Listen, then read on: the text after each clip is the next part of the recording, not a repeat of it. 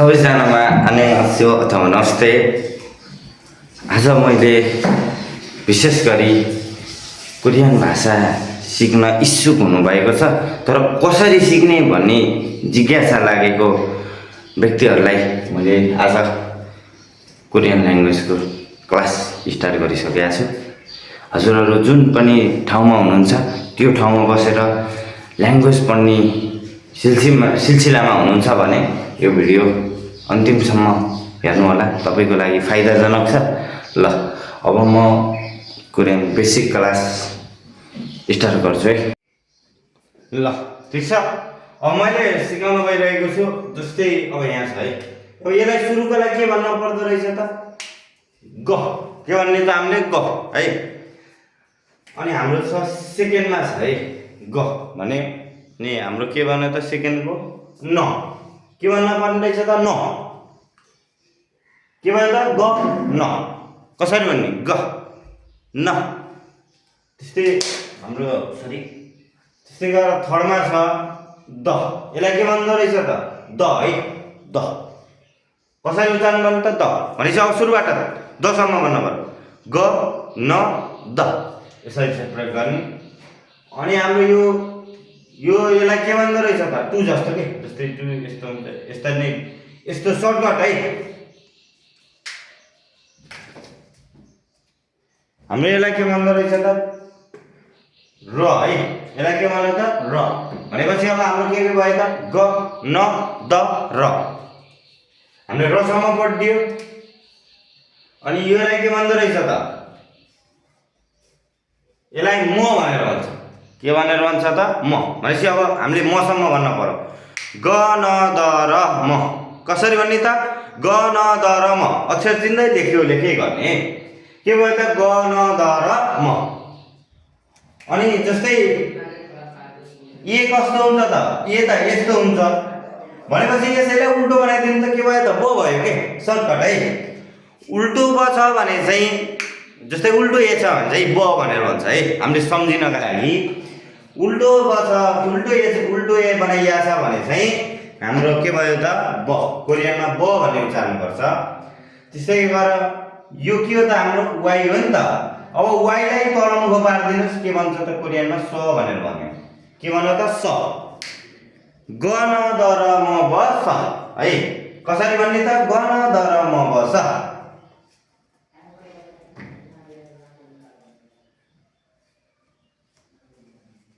ग न द र म ब स पढ्ने कुरा अझ छ है। यसरी चाहिँ ग न द र म ब स ससम्म पढ्यो। अनि त्यसै गरी एउटा मात्र शून्य जिरो छ भने चाहिँ अ भन्न पर्यो कोरियनमा, अ है। के भन्न पर्यो त? अ भनेर भन्न पर्यो है। एउटा मात्रै छ भने चाहिँ के भन्न पर्यो त? अ भनेर भनिन्छ हामीले। भनेपछि ग न द र म ब स अ सम्म पढ्यो। जस्तै अघि मैले भने उल्टो वाइ भने नि, जस्तै उल्टो वाइ, जस्तै यो सुल्टो यस्तो हुन्छ, यसैलाई तलमुखो पारिदिए है हामीले। यस्तो छ भने स उल्टो। अब यसैलाई यतामुखो तान्दिनुस् के है। यस्तो छ भने के उच्चारण हुन्छ त? ज उच्चारण हुन्छ। अब त्यही माथि यसरी माथि तान्दिएपछि ज भयो है। एउटा मात्र सिंगल यस्तो छ भने स भयो। यसमा थोरै यता तान्दिया छ भने चाहिँ ज भयो है। ल फरकहरु हाम्रो छुट्टिँदै गछ है।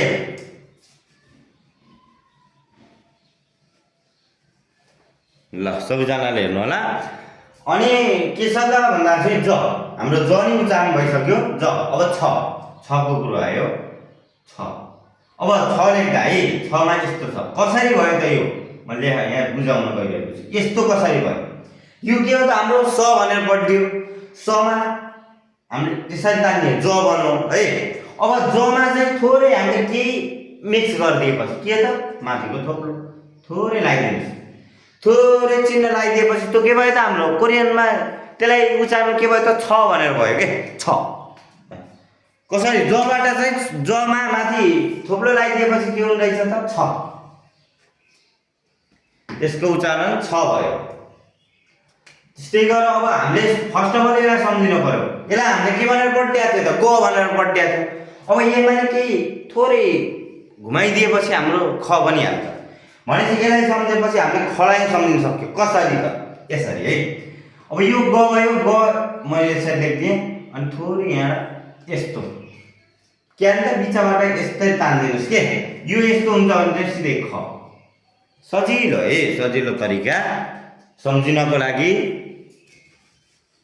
ल हाम्रो चाहिँ ख कसरी बन्यो त? यसरी नै बन्यो है। गलाई सम्झेपछि ख नि सम्झिन सक्यो।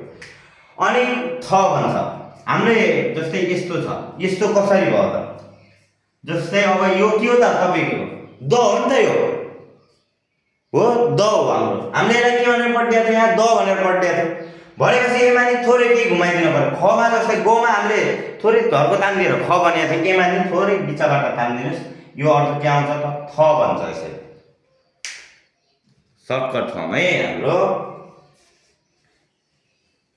हाम्रो थ यसरी भन्यो है। अब थ फ भन्छ। अब फ यताबाट तान्यो है, दुईतिरबाट तान्यो, यसरी तानिदियो अनि दुईतिर यस्तो दुईतिर बनाउनुहोस् है। त्यसरी दुईटा यहाँ तल तानिदिनु। यो के भन्छ त? सिधै फ। के भनेको थियो? फ। भनेपछि ग न द र म ब स अ ज छ ख छ ख थ फ। अनि फ सम्म पढ्दियो है। फ। अब हाम्रो लास्टको छ के छ त? ह। अब हाम्रो लास्टको के छ त? ह भन्ने यहाँ छ है। ह हो। जस्तै योलाई के भनेर पढ्न पर्छ त? जिरो है।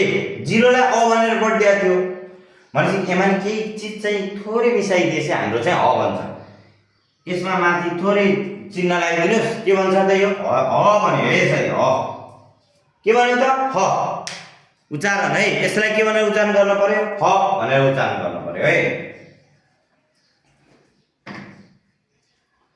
ल यहाँसम्म पक्कै पनि बुझ्नु भयो होला। अब जस्तै अब क भन्ने छ है। क। अब क कसरी बन्यो त? फर्स्ट अफ अल गलाई सम्झिनु पर्यो। ग प्लस ग। अब दुईटा ग आयो के। जस्तै यस्तो आयो, यस्तो छ भने चाहिँ क यसरी बन्यो। ग प्लस ग। फर्स्ट अफ अल यसलाई सम्झिनु पर्यो। गमा डबल ग छ भने चाहिँ क बनाऊ। के हो? कसरी बनिएको रहेछ त? ग प्लस ग मिलेरै क बनेको। यो नि सजिलो छ। यो सर्टकट है तपाईहरुलाई बुझ्नको लागि हो। त्यस्तै गर अब द प्लस द। अब यहाँ छ द। अब यो द हो, द प्लस द जोडेपछि के हुने रहेछ त? त। यहाँ के छ त? त छ नि। कसरी त? द प्लस द त हुने रहेछ। सजिलो। ल सबैजनाले हेर्नु होला है। द प्लस द के भयो त? त। अनि यहाँ प लेखेको छ। प कसरी भयो त? ब प्लस ब के भयो? प। सजिलो। ब प्लस ब प। ल ठीक छ। त्यस्तै गर ब प्लस ब। अनि यो के छ त? हाम्रो पातलो छ नि यहाँ सुरुको उल्टो वाइ। उल्टो वाइमा जस्तै उल्टो वाइ छ, उल्टो वाइमा अझै एउटा प्लस थपेर स लेख्दिनु भने के भयो त? मोटो छ के संख्या छ भन्छ नि त। भनेपछि स प्लस स के भयो त? मोटो स भयो के। यसरी चाहिँ हामी उच्चारण गर्न सक्यो है।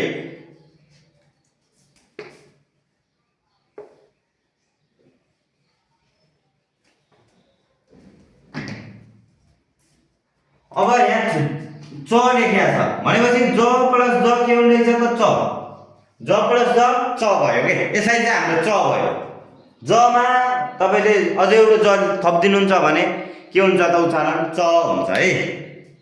ल सबैजनाले ध्यान दिएर हेर्नु होला कता पस्छ। ल मैले अब यसलाई एकपटक दोहोऱ्याइदिन्छु है। सर र भन्छु सबैजनाले यस्तै तरिकाले गर्नु होला। कसरी भन्ने त? ग न द र के छ त? ग न द र म बस अझ छ ख थ फ ह कत पस ज भन्छ के। ग न द र म बस पढ्ने कुरा अझ छ है। ल ठीक छ। ग न द र म बस अझ छ ख थ फ ह कत पस ज भन्ने चाहिँ उच्चारण गरियो। अब हाम्रो ल पक्कै पनि व्यञ्जनहरू हो नि त नि।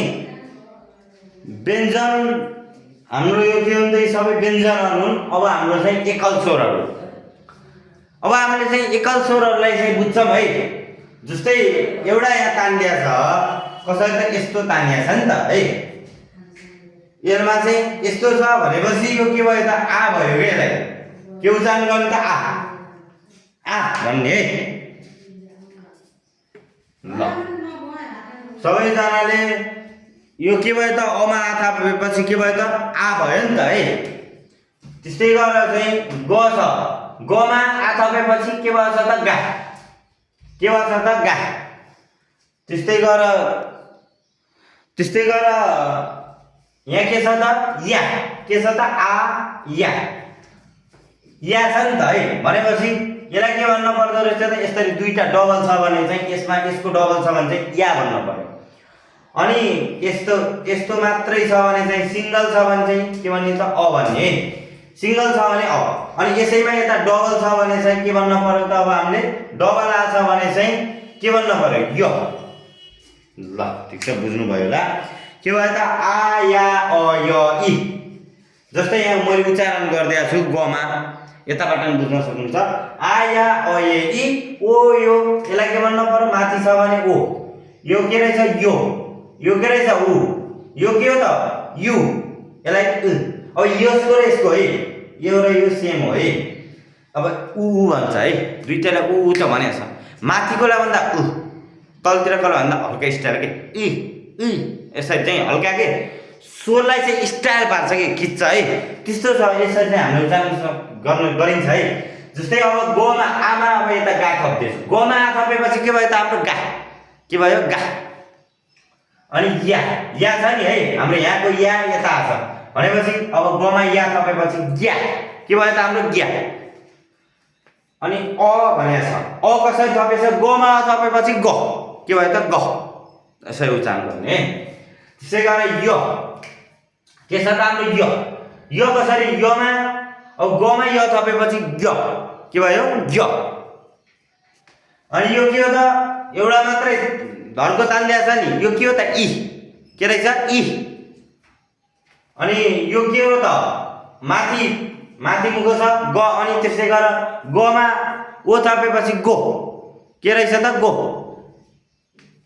उच्चारण के आयो त गो अनि त्यस्तै गरेर यो के छ त यो हो नि त है यो के हो त यो भनेपछि अब गमा यो जोडेपछि ग्यो के भयो त ग्यो ग्यो लेख्दै छ नि जस्तै अब हाम्रो के छ त भन्दा चाहिँ अब उ भन्ने छ है अब उमा गमा उ थपेपछि के भन्छ त गु है यसरी उच्चारण गरिन्छ अनि हाम्रो यु भनेको छ यहाँ यु कसरी भयो अब गमा यु थपेपछि ग्यु अब नमा यु थपेपछि न्यु त्यसै अब अरु चाहिँ तपाईहरुले स्वर जोड्ने मैले जस्ट यहाँ इक्जाम्पलहरु मात्र राखिदिएको छु बुझाउनको लागि मात्रै अनि हाम्रो यहाँ छ लास्टको यसलाई कसरी गर्नु त भनेपछि गु भनेपछि यसरी गर्नु यसलाई भन्दा गु तलको भन्दा गु हल्का स्वरलाई चाहिँ खिचेर भन्छ है हल्का स्टाइल पारेर ल यति नै हो पक्कै पनि मैले हजुरहरुलाई बुझाउन सके जस्तो चाहिँ लाग्छ है के कति बुझ्नुहुन्छ कमेन्ट बक्समा प्रतिक्रिया गरिदिनु होला यति भन्दै म हजुरहरुसँग बिदा माग्छु हस्त खम्सामनिदा।